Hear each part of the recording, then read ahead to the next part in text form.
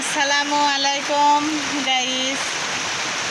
দেখেন আমাদের পাবনাতে বৃষ্টি হচ্ছে আর আমার বর ছাদের উপর অনেক ময়লা জমছে। অন্য অন্য কাজ আমার বর করতেছে বৃষ্টিতে ভিজে ভিজে। আসলে বৃষ্টিতে ভিজতে অনেক মজা লাগে। আমি বৃষ্টিতে ভিজতে পারছি না, কারণ আমি গোসল করে উঠেছি, তাই আমি কাজ করতে গিয়ে পড়ে যাচ্ছিল।